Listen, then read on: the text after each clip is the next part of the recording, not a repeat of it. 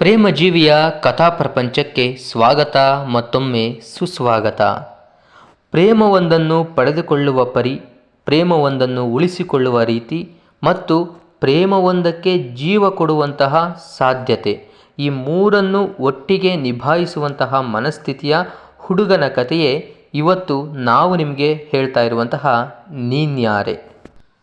ಅವನು ಜೀವನ್ ಪ್ರತಿಷ್ಠಿತ ಕಂಪನಿಯಲ್ಲಿ ಒಳ್ಳೆಯ ಕೆಲಸದಲ್ಲಿದ್ದಾನೆ. ಅವನಿಗೆ ಯಾವುದೇ ಕೆಟ್ಟ ಚಟ ಇಲ್ಲ. ಆದರೆ ಒಂದು ಒಳ್ಳೆಯ ಚಟವೂ ಇದೆ. ತನ್ನನ್ನು ಯಾರಾದರೂ ನಂಬಿದರೆ ಅವರನ್ನು ಕಡೆಯವರೆಗೂ ಉಳಿಸಿಕೊಳ್ತೀನಿ ಅನ್ನೋ ಭಾವದಲ್ಲಿ ಅವನು ಯಾವಾಗಲೂ ಬದುಕ್ತಾ ಇರ್ತಾನೆ. ಅವನನ್ನು ಪ್ರೀತಿ ಮಾಡ್ತಾ ಇರೋಳು ಪಲ್ಲವಿ. ಇಬ್ಬರದ್ದು ಮುದ್ದು ಮುದ್ದಾದ ಜೋಡಿ. ಇಬ್ಬರಿಗೂ ಕೂಡ ಜೀವನದಲ್ಲಿ ಬಹಳ ಸಾಧನೆ ಮಾಡಬೇಕು ಅನ್ನೋ ಹಂಬಲ. ಆದರೆ ಯಾಕೋ ಗೊತ್ತಿಲ್ಲ, ಇವತ್ತು ಜೀವನ್ ಬಹಳನೇ ಬೇಸರದಲ್ಲಿದ್ದಾನೆ. ಯಾರು ತನಗೆ ಬೇಡ ಅನ್ನೋ ಭಾವದಲ್ಲಿದ್ದಾನೆ. ನಿರ್ಜೀವ ವಸ್ತುವಿನಂತೆ ಹಾಸಿಗೆ ಮೇಲೆ ಬಿದ್ದುಕೊಂಡು ಗಡಿಯಾರ ನೋಡಿದ. ಆಗಿನ್ನೂ 4 ಸಮಯ. ತನ್ನ ಫ್ರೆಂಡ್ ವಿಶ್ವನಿಗೆ ಕಾಲ್ ಮಾಡಿದ್ದ. ನಾನು ಬರ್ತೀನಿ ಕಣೋ, ಆದರೆ ಸ್ವಲ್ಪ ಸಮಯ ಆಗುತ್ತೆ ಅವನು ಹೇಳಿದ್ದ. ಸರಿ, ಸಂಜೆ ಸಮಯಕ್ಕೆಲ್ಲ ಬಂದ್ಬಿಡು ಹೀಗೆ ಹೇಳಿ ಕರೆ ತುಂಡರಿಸಿದ್ದ. ಅವನಿಗೆ ಫೋನ್ ಮಾಡಿ ಇನ್ನೂ ಅರ್ಧ ಗಂಟೆನೂ ಆಗಿರಲಿಲ್ಲ. ಆಗ ಬಾಗಿಲು ಬಡಿದಿತ್ತು. ನಿರಂತರವಾಗಿ ಕಾಲಿಂಗ್ ಬೆಲ್ ಹೊಡೆದುಕೊಳ್ತಾ ಇತ್ತು. ಯಾರದು? ವಿಶ್ವ ಅಂತೂ ಸಾಧ್ಯ ಇಲ್ಲ, ನಾನು ಸಂಜೆ ಬರ್ತೀನಿ ಅಂದ. ಈಗ ಯಾರು ಬಂದಿರೋದು? ಪಲ್ಲವಿ ಇವಾಗಲೇ ಅವಳು ಎಲ್ಲಿರ್ತಾಳೆ? ಅಮೇರಿಕಕ್ಕೆ ಹೋಗ್ತೀನಿ ಅಂತ ಹೋದವಳು ಇಷ್ಟೊತ್ತಿಗೆ ಫ್ಲೈಟ್ ಟೇಕ್ ಆಫ್ ಆಗಿರುತ್ತೆ. ಇನ್ನು ಅಪ್ಪನೋ ಅಮ್ಮನೋ ತಂಗಿನೋ ಬಂದವರೇ ಅಂದರೆ ನನಗೆ ಹೇಳ್ದಂಗೆ ಬರೋದಿಲ್ಲ. ಅವರು ಓನರ್ಗೆ ಮೊನ್ನೆನೇ ಬಾಡಿಗೆ ಕೊಟ್ಟಿದ್ದೀನಿ, ಅವರು ಬರೋದಕ್ಕೆ ಸಾಧ್ಯ ಇಲ್ಲ. ಯಾರಿದು? ನೋಡೋಣ ಅಂತ ಹೇಳಿ ಹೋಗಿ ಬಾಗಿಲು ತೆಗೆದ ಬೇಸರದಲ್ಲಿ. ಯಾಕಂದರೆ ಅವನಿಗೆ ಎದ್ದೇಳೋದಕ್ಕೆ ಮನಸ್ಸಿಲ್ಲ. ಅದರಲ್ಲೂ ಪಲ್ಲವಿ ಅಮೇರಿಕಕ್ಕೆ ಹೋಗ್ತೀನಿ ಅಂತ ಹೇಳಿದ ದಿನದಿಂದ ಯಾವ ವಿಚಾರದಲ್ಲೂ ಅವನಿಗೆ ಆಸಕ್ತಿನೇ ಇರಲಿಲ್ಲ. ಬಲವಂತವಾಗಿ ಹೋಗಿ ಬಾಗಿಲು ತೆರೆದವನು ಅವಾಕ್ಕಾಗಿ ನಿಂತುಬಿಟ್ಟ. ಒಂದು ಕ್ಷಣ ತನ್ನ ಕೈಯನ್ನು ತಾನೇ ಚಿವುಟಿಕೊಂಡ. ಅರೆ, ಭ್ರಮೆಯಲ್ಲ ಇದು, ಕನಸಲ್ಲ, ನಿಜ. ಪಲ್ಲು, ನೀನು? ಓಹ್, ನನಗೆ ಹೇಗಾಗಿತ್ತು ಗೊತ್ತಾ? ಹೋದ ಜೀವ ಬಂದಂಗಾಗಿದೆ ಪಲ್ಲು ಈಗ. ಅಲ್ಲ, ನನ್ನನ್ನೇ ಬಿಟ್ಟು ಅಮೆರಿಕಕ್ಕೆ ಹೋಗ್ಬಿಡ್ತೀನಿ ಅಂತ ಹೇಳ್ದಲ್ಲ, ನನ್ನ ಮನಸ್ಸು ಎಷ್ಟು ನೋವು ಪಡ್ತಾ ಇದೆ ಗೊತ್ತಾ? ಯಾಕೆ ನನ್ನ ಇಷ್ಟೊಂದು ಪರೀಕ್ಷೆ ಮಾಡಿದೆ ನೀನು? ಬಾ ಬಾ, ಮೊದಲು ಒಳಗಡೆ ಬಾ ನೀನು. ಅವಳು ಏನನ್ನೂ ಮಾತನಾಡಲಿಲ್ಲ. ಸಾರಿ ಕಣೋ, ಇಷ್ಟು ಮಾತ್ರ ಹೇಳಿದ್ಲು. ಅವಳ ಸಾರಿ ಕಣೋ ಅನ್ನೋ ಪದದಲ್ಲಿ ಬೇಸರವೂ ಇತ್ತು, ಶುಷ್ಕ ಭಾವವೂ ಇತ್ತು. ನಾನೇನೋ ತಪ್ಪು ಮಾಡಿಬಿಟ್ಟೆ ಅನ್ನೋ ಭಾವನೆಯು ಬಲವಾಗಿ ಬೇರೂರಿತ್ತು. ಅವನು ಅದನ್ನೆಲ್ಲ ಕಂಡುಹಿಡಿಯೋದಕ್ಕೆ ಹೋಗಲಿಲ್ಲ. ಅವನಲ್ಲಿ ಮಂದಹಾಸ ಮತ್ತು ಅವಳನ್ನು ನೋಡದೆ ಅನ್ನೋ ಉತ್ಸಾಹ ಪುಟಿದೆದ್ದಿತ್ತು. ತಕ್ಷಣವೇ ಓಡಿದ. ಅವಳನ್ನು ಒಳಗೆ ಕರ್ಕೊಂಡು ಬಂದು ಹಾಸಿಗೆ ಮೇಲೆ ಕುಳ್ಳಿರಿಸಿದ. ನೀನು ಇಲ್ಲೇ ಕೂತ್ಕೋ, 1 ನಿಮಿಷ. ನೀನು ಹೋಗ್ಬಿಟ್ಟೆ ಅನ್ನೋ ಬೇಜಾರಲ್ಲಿ ಬೆಳಗಿಂದ ಸ್ನಾನ ಗೀನ ತಿಂಡಿ ಏನೂ ಮಾಡಿಲ್ಲ. ಅಟ್ಲೀಸ್ಟ್ ಮುಖ ತೊಳ್ಕೊಬಂದು 1 ಲೋಟ ಕಾಫಿನಾದರೂ ಕಾಯಿಸ್ತೀನಿ. ಬಿಡೋ, ನಾನೇ ಕಾಯಿಸ್ತೀನಿ. ನೀನು ಯಾಕೆ? ಇಲ್ಲ ಕಣೆ, ನನ್ನ ಮನೆಗೆ ಬಂದಿದೀಯಾ, ನೀನು ಫಸ್ಟ್ ಟೈಮ್ ಬಂದಿದೀಯಾ, ನಾನೇ ಕಾಯಿಸ್ಕೊಡ್ಬೇಕು. ಇಲ್ಲೇ ಇರು ನೀನು. ಹಾಗಂತ ಅವಳಿಗೆ ಅಧಿಕಾರದ ಧ್ವನಿಯಲ್ಲಿ ಹೇಳಿದವನೇ ಅವಳನ್ನು ಕುಳ್ಳಿರಿಸಿ ತಾನು ಬಾತ್ರೂಮ್ಗೆ ಓಡಿದ. 5 ನಿಮಿಷದಲ್ಲಿ ಚಕಚಕನೆ ರೆಡಿಯಾಗಿ ಬಂದ. ಹಾಗೆ ಬಂದವನೇ ಅಡಿಗೆ ಮನೆ ಹೊಕ್ಕು ಮೊದಲು 2 ಕಪ್ ಕಾಫಿ ತಯಾರಿಸಿದ. ಆ ನಂತರ ಇಬ್ಬರು ಎದುರು ಬದರಾಗಿ ಕುಳಿತರು. ಅವಳನ್ನು ನೋಡುತ್ತಲೇ ಕಾಫಿ ಹೀರತೊಡಗಿದ. ಅವಳು ಕೂಡ ಇವನನ್ನು ನೋಡತೊಡಗಿದಳು. ಆದರೆ ಅವಳಲ್ಲಿ ಪ್ರೇಮವಿರಲಿಲ್ಲ, ಇವನಲ್ಲಿ ಬೇರೆ ಭಾವವಿರಲಿಲ್ಲ. ಇಬ್ಬರು ಒಬ್ಬರನ್ನೊಬ್ಬರು ನೋಡ್ತಾ ಇರಬೇಕಾದ್ರೆ ಇವನು ಆಶ್ಚರ್ಯವೆನ್ನುವಂತೆ ಕೇಳಿದ, ಅಲ್ಲ, ನೀನು ನಾನು ಅಮೆರಿಕಕ್ಕೆ ಹೋಗಲೇಬೇಕು ಅಂತ ಹೇಳಿದೆ, ನಾನು ಯಾರು ತಡೆದ್ರೂ ಇರೋದಿಲ್ಲ ಅಂತ ಹೇಳಿದೆ, ನಾನು ಪರಿಪರಿಯಾಗಿ ಬೇಡ್ಕೊಂಡ್ರು ಇಲ್ಲ ಕಣೋ ನಾನು ಹೋಗಲೇಬೇಕು, ಇದು ನನ್ನ ಕೆರಿಯರು, ನಾನು ಏನಾದರೂ ಸಾಧನೆ ಮಾಡಲೇಬೇಕು ಅಂತ ಹೇಳ್ದೋಳು ನೀನು. ಆದರೆ ಇವತ್ತು ಇದ್ಕಿದಂಗೆ ವಾಪಸ್ ಬಂದಿದೆಯಲ್ಲ, ಯಾಕೆ? ವಿಮಾನ ಏನಾದರೂ ಕ್ಯಾನ್ಸಲ್ ಆಯಿತಾ? ಅಥವಾ ನಿನ್ನ ಪ್ಲ್ಯಾನ್ ಏನಾದರೂ ಚೇಂಜ್ ಆಯಿತಾ? ನನ್ನ ಜೊತೆನೇ ಇದ್ಬಿಡ್ತೀಯಾ ಭಾರತದಲ್ಲಿ?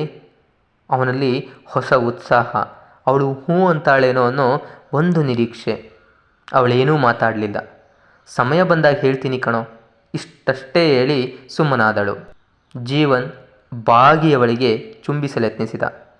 ಬೇಡ ಜೀವನ್, ನಿನ್ನ ಒಂದು ಮಾತು ಕೇಳಲ್ಲ, ತಪ್ಪು ತಿಳ್ಕೋಬಾರ್ದು. ಹೇ ಕೇಳೆ, ನಿನ್ನ ನಾನು ತಪ್ಪು ತಿಳ್ಕೊಳ್ಳೋದ? ನಿನ್ನ ಜೀವ ಕಣೆ. ಏನಿಲ್ಲ, ನಾನಿವತ್ತೊಂದು ದಿನ ಇಲ್ಲಿರಬಹುದಾ? ಏನು, ನೀನು ಇಲ್ಲಿರ್ತೀಯಾ? ನಿಜ ಹೇಳ್ತಾ ಇದೀಯಾ? ಇದು ನಿನ್ನ ಮನೆ ಕಣೆ. ನಾನು ಎಷ್ಟು ಸರಿ ನಿನ್ನನ್ನು ಕರೆದಿರೋದು, ಬಾ ನನ್ನ ಜೊತೆಗಿರು, ಇಬ್ಬರು ಜೊತೆಗಿರೋಣ, ಲಿವಿಂಗ್ ಟುಗೆದರ್ ಇರೋಣ ಅಂತ ಎಲ್ಲ ಕರೆದೆ. ನೀನೇ ಬೇಡ ಕಣೋ, ಅದೆಲ್ಲ ಮದುವೆ ಆದಮೇಲೆ ಚೆನ್ನಾಗಿರುತ್ತೆ, ಬರಲ್ಲ ನಾನು ಅಂತ ಒಂದೇ ಒಂದು ದಿನ ಕೂಡ ನಾನು ರೂಮಿಗೆ ಬಂದಿರಲಿಲ್ಲ. ಇವತ್ತು ಬಂದಿದೀಯಾ? ಬಂದ ಮೇಲೆ ನನ್ನನ್ನು ಅಪ್ಪಣೆ ಕೇಳಬೇಕಾ ಇರ್ತೀನಿ ಅಂತ? ಖಂಡಿತ ಇರು, ಒಂದಲ್ಲ, ನಿನಗೆಷ್ಟು ದಿನ ಬೇಕಾದರೂ ಇಲ್ಲಿರು, ಒಟ್ಟಿನಲ್ಲಿ ನೀನು ನನ್ನ ಜೊತೆಗಿರು ಅಷ್ಟೇ. ನಾನು ಏನು ಬೇಕಾದರೂ ಮಾಡ್ತೀನಿ, ನನಗೇನು ಬೇಕಾದರೂ ಸಾಧ್ಯ ಆಗುತ್ತೆ, ಅದು ನೀನು ಜೊತೆಗಿದ್ರೆ ಮಾತ್ರ.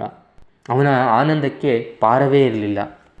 ಇಬ್ಬರು ಹಾಗೆಯೇ ಸ್ವಲ್ಪ ಹೊತ್ತು ರೂಮಿನಲ್ಲೇ ಕುಳಿತಿದ್ದರು. ಯಾಕೋ ಬೇಜಾರಾಗ್ತಿದೆ, ಸ್ವಲ್ಪ ಹೊರಗಡೆ ಹೋಗಿ ಬರೋಣವಾ? ಪಲ್ಲವಿ ಹೇಳಿದಳು. ಸರಿ ಆಯಿತು, ಹೋಗಿ ಬರೋಣ ಬಾ. ಅವಳನ್ನು ಕರೆದುಕೊಂಡು ಅಲ್ಲಿಯೇ ಹತ್ತಿರದಲ್ಲಿದ್ದಂತಹ ಕೆರೆಯ ದಡಕ್ಕೆ ಬಂದರು. ಆ ಊರಿನಲ್ಲಿ ಇದ್ದದ್ದು ಅದೊಂದೇ ಕೆರೆ, ಆದರೆ ಬಹಳನೇ ಪರಿಶುದ್ಧವಾಗಿತ್ತು. ಆ ಕೆರೆಯ ದಡದಲ್ಲಿ ಕುಳಿತು ಹಕ್ಕಿ ವಿಹರಿಸುತ್ತಿರುವುದನ್ನು ನೋಡ್ತಾ ಇದ್ಲು. ಅದೆಷ್ಟು ನಿರ್ಮಲ ಈ ನೀರು, ಅದೆಷ್ಟು ಸ್ವಚ್ಛ ಈ ಪ್ರಕೃತಿ, ನಾವ್ಯಾಕೆ ಹೀಗಿಲ್ಲ? ಮುಗ್ಧಳಂತೆ ಕೇಳಿದಳು ಪಲ್ಲವಿ. ಅವಳ ಮಾತನ್ನು ಕೇಳಿದವನೇ ಜೀವನ್ ನಕ್ಕು ಬಿಟ್ಟ. ನೀನಾ ಈ ಮಾತಾಡ್ತಾ ಇರೋದು? ನೀನು ಇಷ್ಟೊಂದು ಭಾವನಾತ್ಮಕ ಜೀವಿ ಅಂತ ನನಗೆ ಗೊತ್ತಿರಲಿಲ್ಲ ಪಲ್ಲು. ಹೇ, ಹಾಗೇನಿಲ್ಲ ಕಣೋ.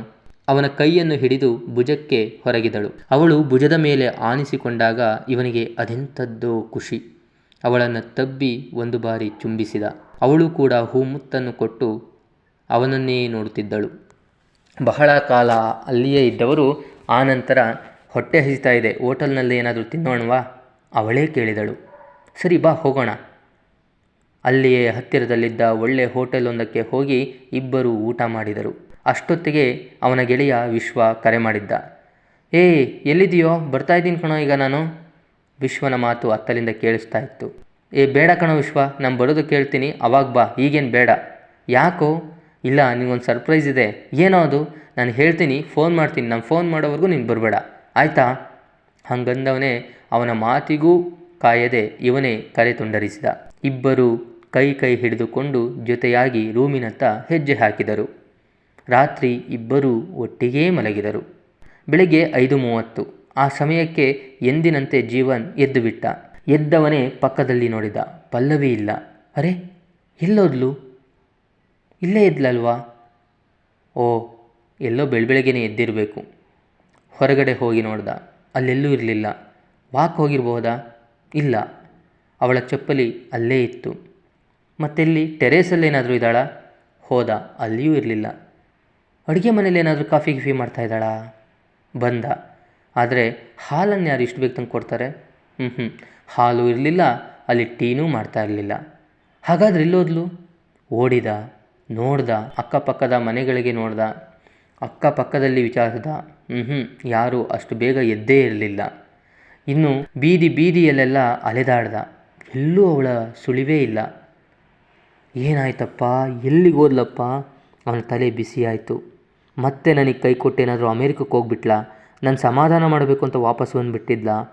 ಅವಳ ಮೇಲೆ ಕೋಪ ನೆತ್ತಿಗೇರಿತು. ಪಲ್ಲವೀ ಕಿರ್ಚಿದ. ಹತ್ತಿರ ಯಾರೂ ಇರಲಿಲ್ಲ. ಅವನ ಮಾತನ್ನು ಯಾರೂ ಕೇಳಲಿಲ್ಲ. ಅಷ್ಟರಲ್ಲಿ ಅವನ ಫೋನ್ ರಿಂಗ್ ಆಯಿತು. ಎತ್ತೋದಕ್ಕೆ ಹೋಗಲಿಲ್ಲ, ಯಾಕಂದರೆ ಅದು ಅನ್ನೋನ್ ನಂಬರ್. 1 ಬಾರಿ 2 ಬಾರಿ 10 ಬಾರಿ ಬಂದಾಗ ಅವನ ತಲೆ ಸಿಡಿದು ಹೋಗ್ತಾ ಇತ್ತು. ಬೆಳ್ಳಂಬೆಳಗ್ಗೆ ಸಿಡಿದು ಹೋಗ್ತಾ ಇದ್ದ ತಲೆನೋವಲ್ಲಿ ಈ ಒಂದು ತಲೆನೋವು ಬೇರೆ. ಬೈಕೊಂಡ, ಆದರೆ ಅನಿವಾರ್ಯ, ಎತ್ತಲೇಬೇಕಾಯಿತು. ಫೋನ್ನ ರಿಸೀವ್ ಮಾಡ್ದ. ಹಲೋ? ಕೋಪದಲ್ಲೇ ಕೇಳಿದ. ಏನಾಗಿದೆಯೋ? ಬೆಳಗ್ಗೆನೇ ಹಿಂಗಿದೆಯಾ? ಪಲ್ಲವಿಯ ಧ್ವನಿ. ಅವಳ ಧ್ವನಿ ಕೇಳಿದವನೇ ಮೌನವಾಗಿಬಿಟ್ಟ. ಪಲ್ಲು, ನೀನಾ? ಹ್ಞೂ ಕಣೋ, ನಾನೇ. ಯಾಕೋ?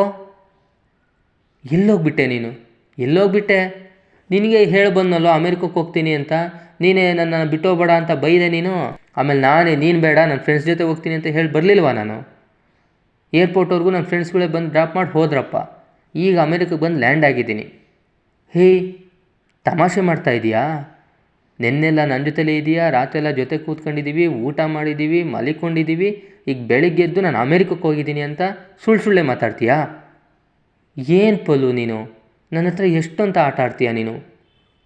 ಬೇಡುವ ಧ್ವನಿಯಲ್ಲಿ ಕೇಳಿದ. ನಿನಗೇನೋ ತಲೆಗೆಟ್ಟೋಗಿದೆ ಕಣೋ.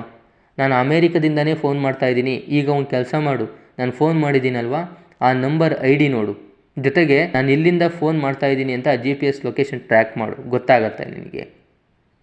ಇಲ್ಲ ಕಣೋ, ಅಮೇರಿಕದಲ್ಲೇ ಇರೋದು, ನಿನಗೆ ಏನೋ ಆಗಿದೆ. ಇಲ್ಲ ನಾನು ಇಲ್ಲಿ ಬಂದುಬಿಟ್ಟಿದ್ದೀನಿ ಅಂತ ಬರೀ ಭ್ರಮೇಲೇ ಬದುಕ್ತಾ ಇದೆಯಾ ಹೇಗೆ? ಅಷ್ಟೊಂದು ಹಚ್ಕೋಬೇಡ ಕಣೋ ನನ್ನ ಅಂತ 1000 ಸಾರಿ ಹೇಳಿದ್ದೀನಿ. ಕೇಳ್ತೀಯಾ ನನ್ನ ಮಾತು? ಇಲ್ಲಿ ನನಗೂ ನೆಮ್ಮದಿ ಇಲ್ಲ, ಅಲ್ಲಿ ನಿನಗೂ ನೆಮ್ಮದಿ ಇಲ್ಲ, ಹಂಗೆ ಮಾಡ್ತೀಯಾ ನೀನು? ಇಡೋ ಫೋನ್ನ. ಕೋಪದಿಂದ ಕರೆ ತುಂಡರಿಸಿದಳು. ಅರೆ, ಏನು ಹೇಳ್ತಿದ್ದಾಳೆ ಇವಳು? ನಿನ್ನೆಲ್ಲ ಇವಳು ನನ್ನ ಜೊತೆ ಇರಲಿಲ್ವಾ? ಹಾಗಾದರೆ ಇದ್ದಿದ್ದು ಯಾರು ನನ್ನ ಜೊತೆ? ಅವನು ಒಂದು ಕ್ಷಣ ಎಲ್ಲವನ್ನು ಯೋಚಿಸಿದ. ನಿನ್ನೆ ಏನೇನೆಲ್ಲ ನಡೀತು ಅನ್ನೋದನ್ನು ಮನಸ್ಸಿಗೆ ತಂದುಕೊಂಡ. ಇಲ್ಲ, ಪಲ್ಲವಿ ನನಗೆ ಸುಳ್ಳು ಹೇಳ್ತಾ ಇಲ್ಲ ಅಂದರೆ ಇಲ್ಲೇನೋ ಬೇರೆ ನಡೆದಿದೆ. ಯಾರೋ ನನ್ನ ಜೊತೆ ಇದ್ದಾರೆ, ಯಾರೋ ನನ್ನನ್ನು ಅವರಿಗೆ ಬಂದಂತೆ ಬಳಸ್ಕೊಳ್ತಾ ಇದ್ದಾರೆ. ಯಾರದು? ಭಯವಾಯಿತು. ದೇಹವೆಲ್ಲ ಕಂಪಿಸ್ತಾ ಇತ್ತು. ಕೈ ಕಾಲು ನಡುಗಲಾರಂಭಿಸ್ತು. ಸುತ್ತಲೂ ನೋಡಿದ, ಯಾರೂ ಇಲ್ಲ. ಇನ್ನೂ ಸೂರ್ಯನೇ ಉದಯಿಸಿರಲಿಲ್ಲ. ಆ ಭಯದಲ್ಲಿಯೇ ರೂಮಿನತ್ತ ಓಡಿ ಬಂದು ಒಳಗೆ ಕುಳಿತ. ಅಷ್ಟರಲ್ಲಿ ಅವನ ಹಿಂದೆ ದೊಡ್ಡ ನೆರಳೊಂದು ಹಾದು ಬಂತು. ಯಾರದು? ಭಯದಲ್ಲಿಯೇ ಹಿಂದೆ ತಿರುಗಿದ. ದೊಡ್ಡ ಆಘಾತ. ದೊಡ್ಡ ಧ್ವನಿಯಲ್ಲಿ ಕಿರುಚಿದ. ಅವನ ಧ್ವನಿ ಹೊರಗೆ ಕೇಳಿಸದಂತೆ ಬಾಗಿಲು ರಪ್ಪ ಅಂತ ಹಾಕಿಕೊಳ್ತು. ಹಾಗಾದರೆ ಅಲ್ಲಿಗೆ ಬಂದಿದ್ದವರು ಯಾರು? ಅವನ ಜೊತೆ ಇದ್ದವರು ಯಾರು? ಅದೆಲ್ಲವನ್ನು ಮುಂದಿನ ಭಾಗದಲ್ಲಿ ನೋಡೋಣ. ಧನ್ಯವಾದಗಳು.